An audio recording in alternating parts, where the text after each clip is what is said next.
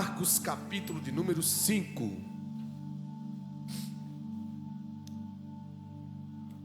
Nós vamos ler o versículo, a partir do versículo 21.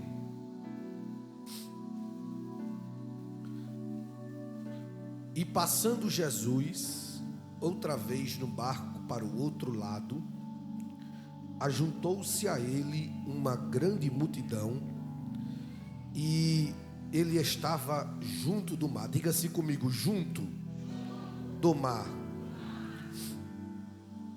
E eis que chegou um dos principais da sinagoga, por nome Jairo, e vendo-o, prostrou-se aos seus pés e rogava-lhe, dizendo: a minha filha está moribunda, rogo-te que venhas e lhe imponha as mãos para que sare e viva.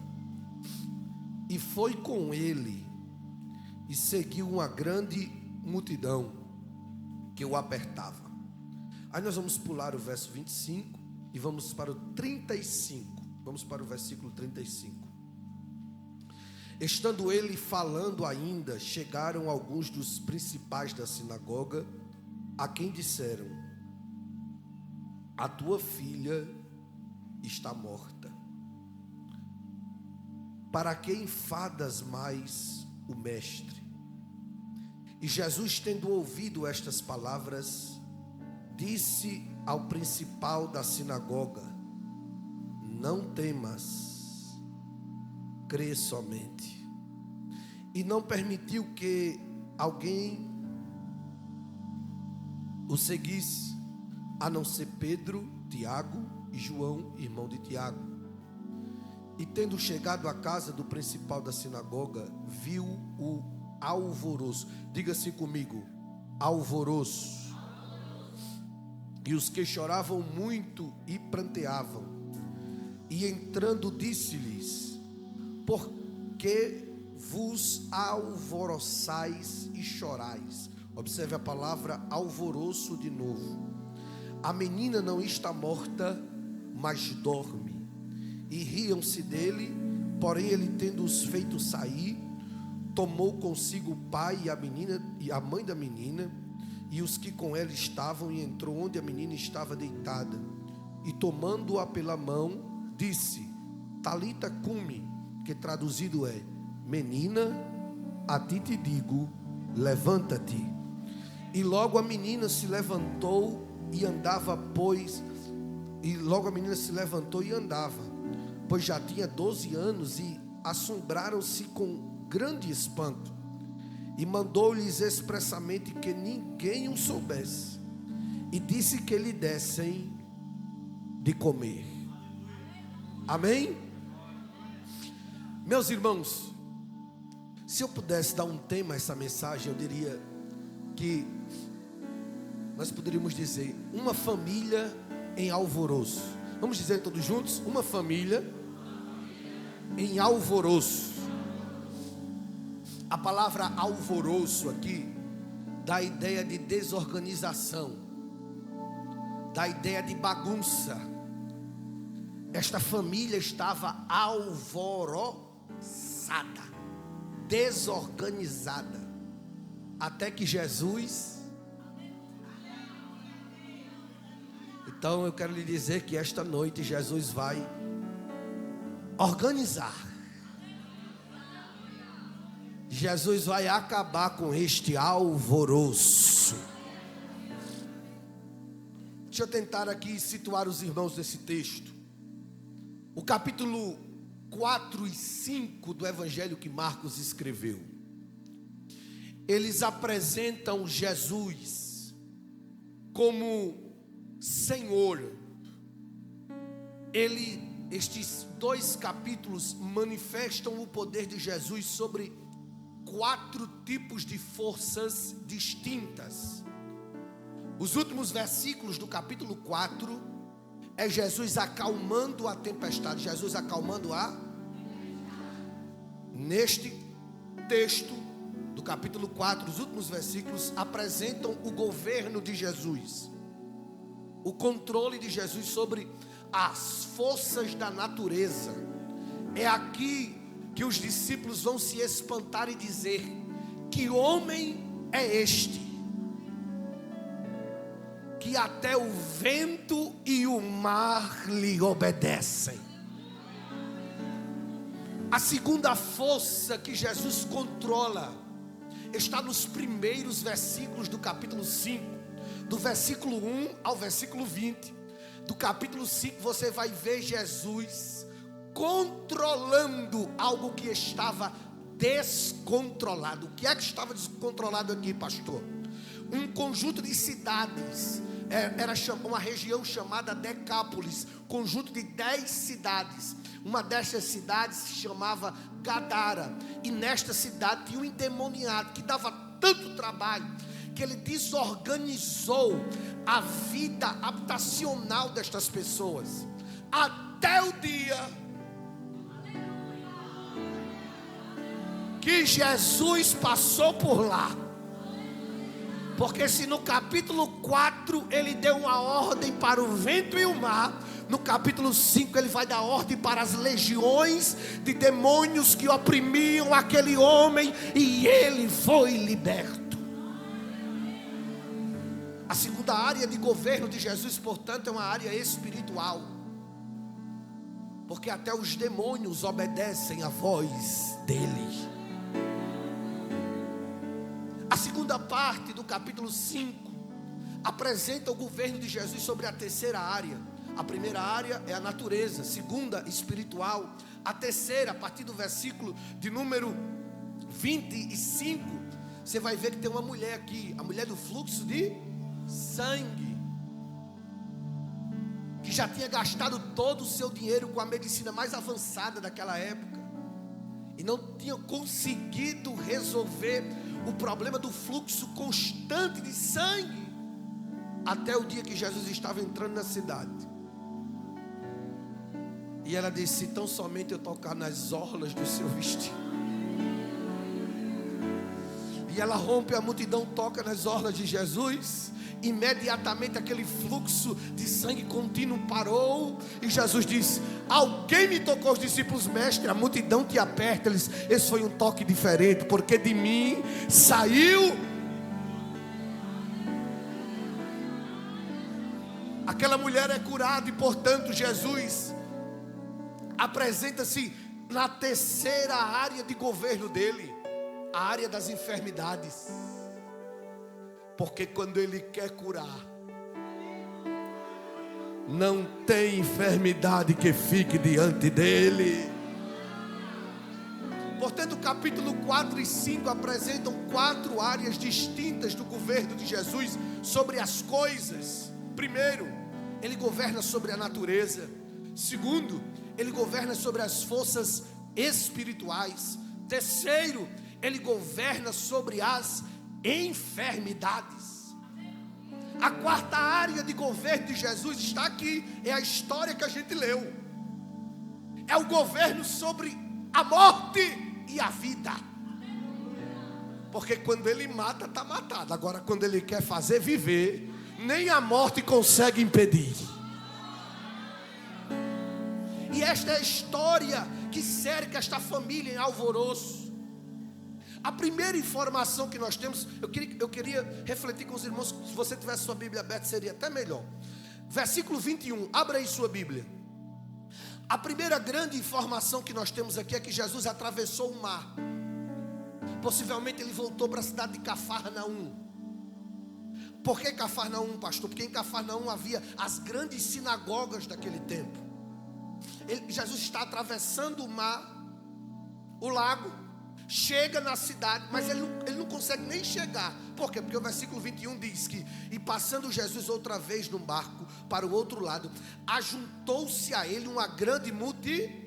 Aí o finalzinho do versículo 21, veja aí, eu até sublinhei aqui na minha Bíblia: e ele estava junto do mar.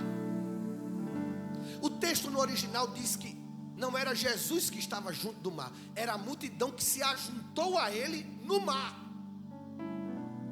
Esta multidão está tão ansiosa por Jesus que eles não esperam nem Jesus descer do barco. Jesus ainda está Mas quando a multidão não espera ele na praia, ela vai se ajuntar a ele. Versículo 21 dá informação, portanto, da multidão que vai ao encontro de Jesus. Porque tem gente tão ansiosa, tão desejosa pela presença de Jesus, que a gente não espera ele vir, a gente faz um esforço. Porque quem precisa não espera ele vir, quem precisa vai ao encontro dele. A multidão se ajunta a ele. E aí a segunda informação que a gente tem está no verso 22, veja aí. E eis que chegou um dos principais da sinagoga, por nome Jairo. Pronto. Esta é informação importante, porque até o versículo 21, quem vai até Jesus é uma multidão. E a multidão a gente não consegue distingui-la. Está todo mundo igual lá. É todo mundo necessitado. Agora o verso 22 apresenta uma surpresa. E tanto é que a expressão é e eis. Tem alguém diferente aí no meio da multidão. Quem é que está vindo aí? É um dos principais da sinagoga. Na região de Cafarnaum, a maior sinagoga que havia era a sinagoga comandada por Jairo. E observe, a sinagoga era uma espécie de templo, de congregação.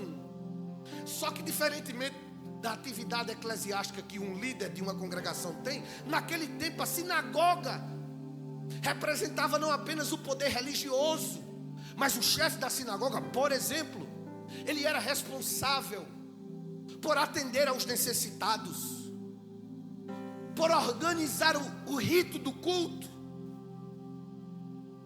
por determinar como seria a organização do sábado. Mas também o líder da sinagoga era o responsável por liderar, presidir o tribunal de justiça daquele tempo. Era ele que legislava, que julgava a causa do povo. Então Jairo era alguém muito conhecido, a ponto de, quando ele ir procurar Jesus, alguém dizia assim: eita, olha quem está vindo ali. Olha quem está vindo ali. Mas ele não é o principal, ele não é o grande. A religião daquela época era o principal meio de oposição ao ministério de Jesus. Mas quando a necessidade bate, até quem é grande fica bem.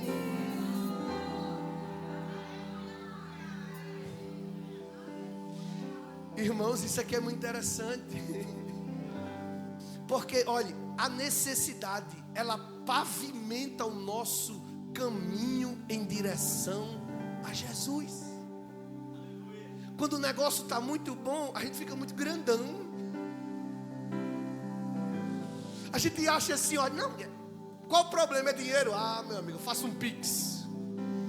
Qual é o problema? É fulano. Eu resolvo, eu tenho muitos amigos. Agora, quando a dificuldade chega, quem é poderoso fica bem. A ponto de Jairo, uma das pessoas mais importantes de Cafarnaum, parar tudo e ir lá para o meio da praia onde está o povo esperando Jesus, e ele vai também. E ele não vai de qualquer jeito. Veja o verso 22, quando ele chega lá, ele já vai direto para os pés de Jesus. O texto diz assim: e vendo-o, prostrou-se aos seus pés. Jairo entendia muito de religião, mas não sabia nada sobre devoção. Mas quando a necessidade bate na porta dentro da casa dele, ele aprende a prestar um culto perfeito a Jesus. E que culto é esse, pastor? Lucas capítulo 8 diz, completa essa informação aqui. Lucas diz assim: e Jairo chegou, prostrou-se e rogou. Diga assim comigo: chegou, adorou e clamou. Esse é o tipo de culto que nós precisamos prestar, que nós precisamos oferecer a Deus. Porque tem gente que até chega, e para chegar não é muito fácil. Que já percebeu que quando a gente se move em direção a fazer alguma coisa para Jesus, as dificuldades. Você está se arrumando para vir para a igreja e o marido solta lá uma palavrazinha. Um menino, acontece um acidente, o menino torra, e aí daqui a pouco você está sufocado. Porque para chegar já é difícil. Agora, mais difícil ainda é estar no ambiente que Jesus se encontra e não reagir à presença dele. Porque tem gente que chega e não valoriza estar aqui. Está aí agoniada. Ai meu Deus, tomara que dê logo a hora de ir para casa, para me assistir o Faustão, né? Ai meu Deus, tomara que chegue logo a hora de eu ir para casa. Meu irmão, você chegou, aproveite que você está aqui. Adore a Ele, celebre a Ele, glorifique a Ele.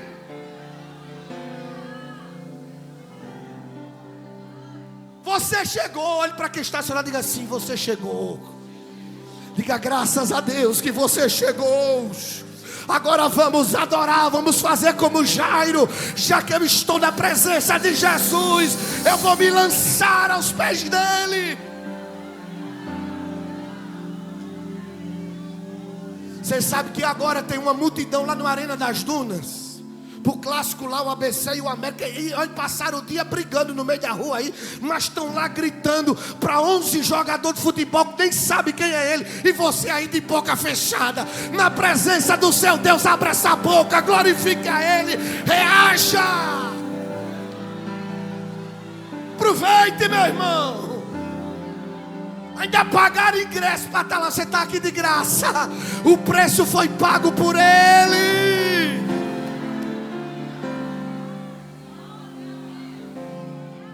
Sabe o que Jairo faz? Ele chega, mas ele chega chegando. Ele diz: já que todo mundo vai reparar que eu cheguei, eu já vou direto para os pés. Ele se prostra. O prostrar significa reconhecer, reverenciar.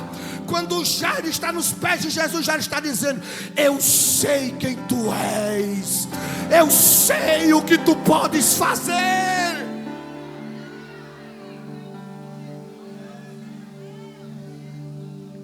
Proskrenel é o termo grego para adoração, é prostrar-se. Jairo nunca tinha encontrado Jesus, mas já tinha ouvido falar. Quando ele encontra, ele disse: eu quero os teus pés. Terceira coisa que ele faz: primeiro ele chega, segundo ele se prostra, terceiro ele rogou, ele pediu. Porque não pode dar cabimento para crente, né? Ele está aqui adorando esse: sim, Jesus, tem um negócio para lhe dizer. O que é que você tem para dizer? Verso 23 ele diz: a minha filha está moribunda. O termo moribundo está à morte. E essa expressão, a morte ou morrendo, identifica que o caso desta menina era progressivo. Talvez fosse uma doença degenerativa que era medida por graus, a ponto dele dizer assim: ela está no último grau antes da morte.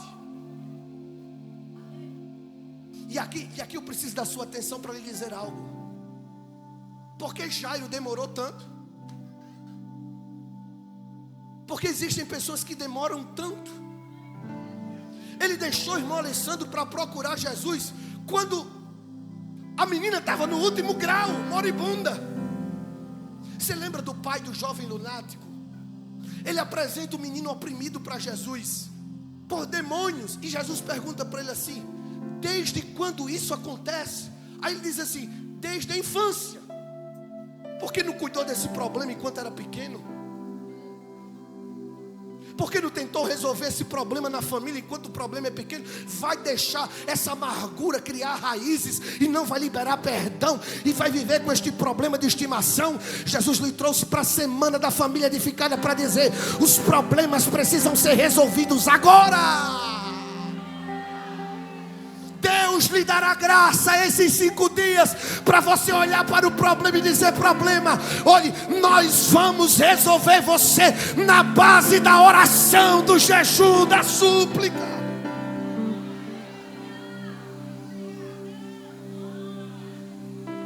Não crie esse problema dentro da sua casa. Não espere chegar no último grau para tentar resolver. Resolva hoje. Peça graça a Deus hoje. Peça a Deus capacitação para resolver isso logo. Jairo só apresenta o problema a Jesus quando o problema já está.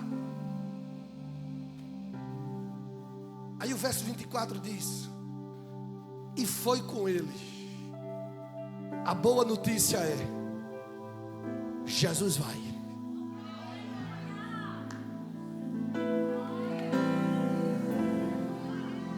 A boa notícia é que quem vai com você é. Jesus está segurando na sua mão e está dizendo: na semana da família edificada eu vou entrar neste problema. É um filho que está dando trabalho, vai lá com Jesus. É um problema de desorganização dentro de casa, Jesus está entrando com você. Aí há uma pausa do verso 24 até o verso 35, porque no meio do caminho, enquanto Jesus está indo, Jesus para curar a mulher de fluxo de sangue. E a gente tem que aprender que toda promessa tem um processo. Jesus não disse que ia, tenha paz. Mas eu estou vendo tanta gente sendo abençoada e a minha família ainda não tem a paz. Jesus está indo. Mas eu estou vendo todo mundo contando vitória, eu ainda não contei a minha, porque a tua vai ser ainda maior. Tenha paz. Jesus está indo. Jesus para atender a mulher de fluxo de sangue, aí cura e tal, e ensina os discípulos, até o verso 35. Quando chega no verso 35, a informação que Jairo tem é: não incomodes mais o mestre, porque a tua filha morreu.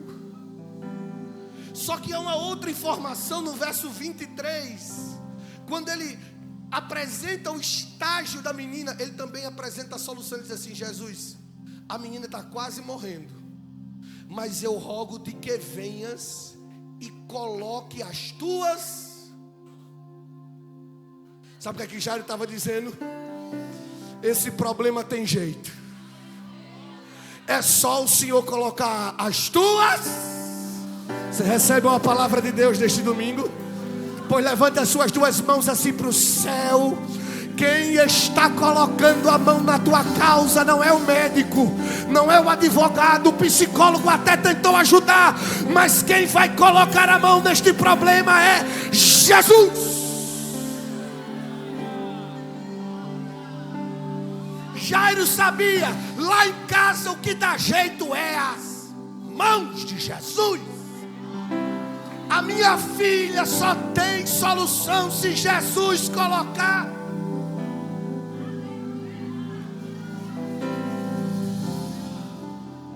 Você crê nisso?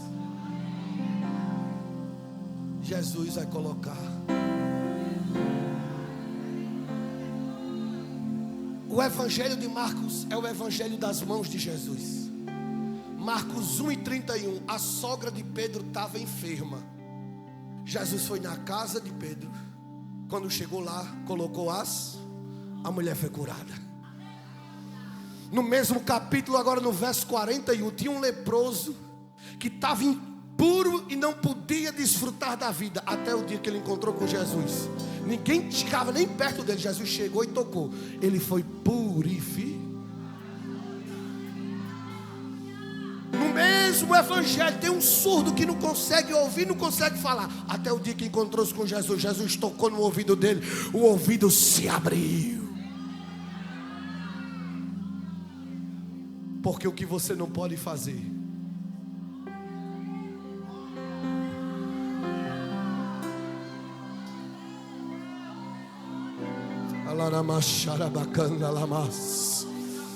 Quando os recursos da mão da mãe, da mão do pai, da mão do marido não conseguem fazer, as mãos de Jesus descem.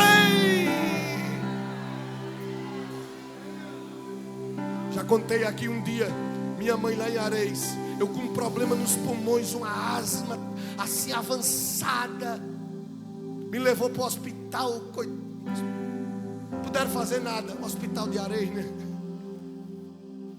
Ela me trouxe para casa de volta, abriu assim a camiseta, botou as duas mãos no meu peito e disse: Jesus, esse menino vai precisar pregar muito a tua palavra. Esse menino vai precisar falar do teu nome. Ele precisa de pulmão bom, ele precisa de fôlego. Abre os pulmões de Eliabe. Oh, o que você não pode fazer, as mãos de Jesus fará.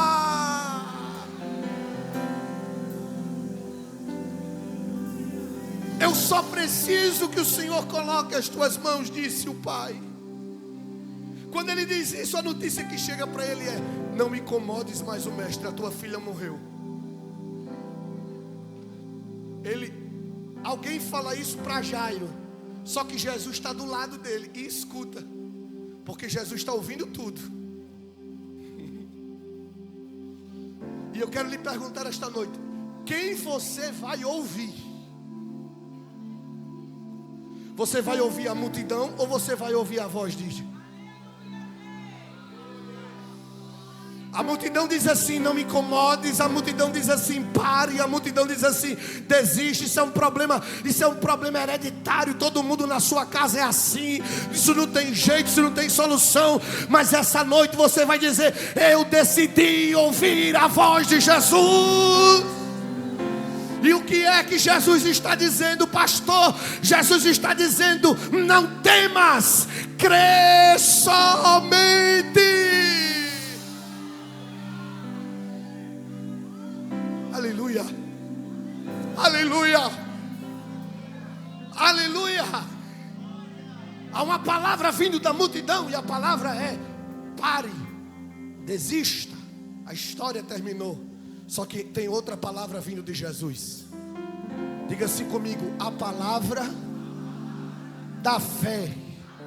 Não temas, crê somente. Diga assim comigo: a palavra da esperança. Verso 39, Jesus diz assim: a menina não está morta, a menina dorme. Qual voz você vai escutar? Quem é que vai reger a sua vida? É a voz de quem está fora, dando opinião, ou você vai decidir ouvir a voz de... Irmãos, esse negócio aqui é tão sério, que quando Jesus chega na casa de Jairo, é tanta gente lá, que Jesus olha e diz assim: que alvoroço é esse aqui nessa casa? Que ruma de gente chorando é essa daqui? Porque tem gente que é assim, chora, mas não ajuda a menina a viver. Chora, mas não luta pela vida de ninguém. Só que Jesus está chegando para terminar este alvoroço. E tem uma coisa, você sabe o que é que Jesus faz? Uma limpeza dentro da casa. Você recebe essa palavra na abertura da semana. Jesus vai fazer uma limpeza dentro da tua casa. Jesus vai fazer uma limpeza lá, vai fazer uma limpeza lá. Tem sentimentos, tem gente que Jesus vai tirar, tem outros que Jesus vai colocar. Não abra sua casa para todo mundo. Não faça aliança com todo mundo. Quando Jesus chega na casa, aí Jesus diz assim, ó: sai todo mundo e só fica o pai,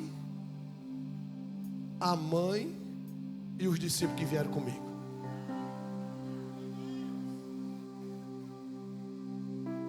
Diga assim para quem está do seu lado: se prepare. Jesus vai fazer uma limpeza na sua história. Mas tem gente que Jesus vai botar para longe. Oh, mas não se preocupe, a casa não vai ficar vazia não. Ele está entrando, Ele está entrando. Ele entra mesmo.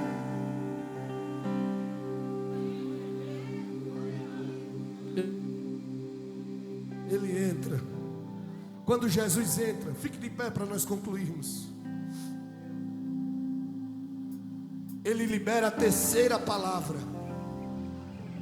Diga assim comigo: a primeira palavra é a fé. Não temas, crê somente. Diga assim: a segunda palavra é a da esperança. Jesus olhou para Jairo e disse assim: a tua menina não está morta não, Jairo, ela está dormindo. Agora a terceira palavra de Jesus é a palavra da autoridade. E ele diz assim: menina, a ti te digo.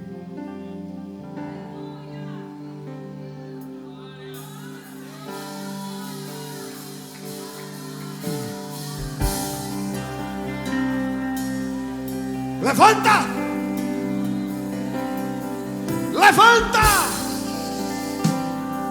Porque depois da palavra da fé, depois da palavra da esperança, Ele está liberando a palavra da autoridade.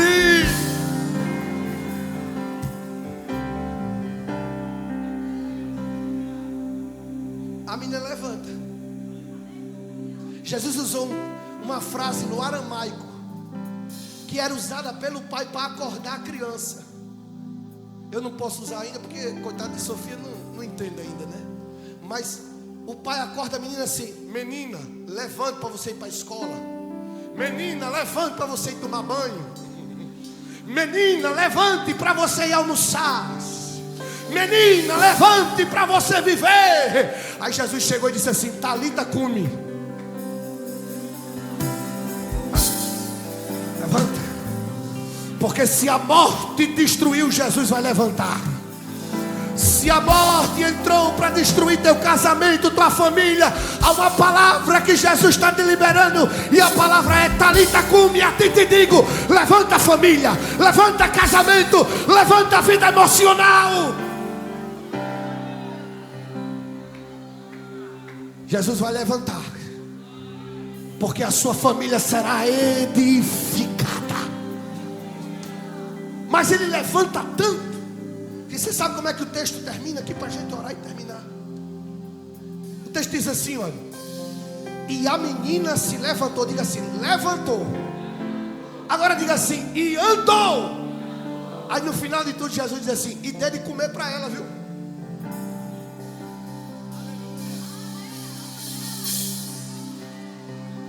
Levantou, andou e comeu. Você sabe o que é isso? É vida normal.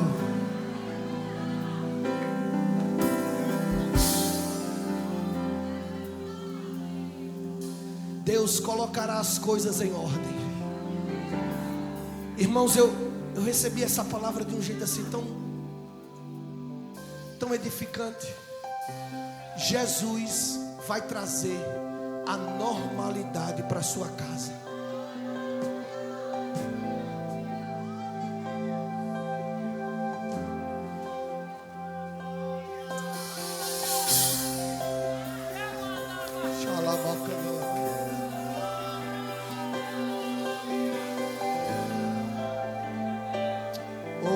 Restauração sendo promovida pelo Senhor. Está dizendo: eu vou normalizar as coisas. Oh, eu vou trazer as coisas para o devido lugar. É uma menina, pois ela vai levantar, vai andar, vai comer. A sua família vai voltar a ter paz, vai voltar a dormir, vai voltar a ter alegria, vai voltar a ter refrigério. Há um tempo em que Deus está estabelecendo normalidade, organização. Assim diz o Senhor: o alvoroço está terminando hoje.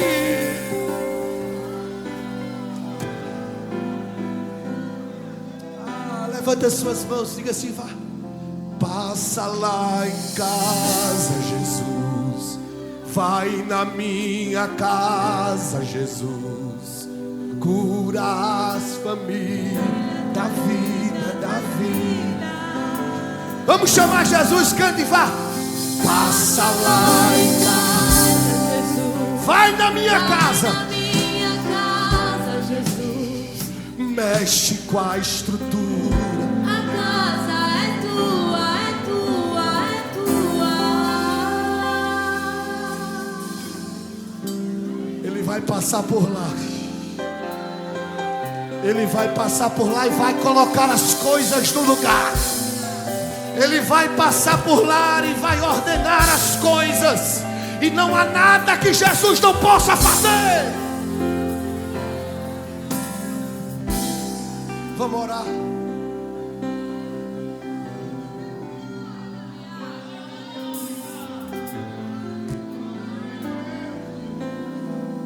Olha, o que eu estou falando aqui não é nada extraordinário. O que eu estou falando aqui é de coisas ordinárias. É de sentar na mesa e comer todo mundo. É do filho chegar na hora. É de ter a provisão.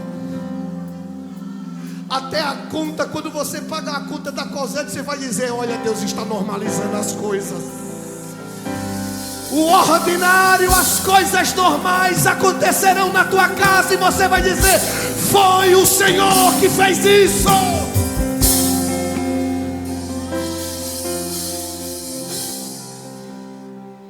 Vamos orar.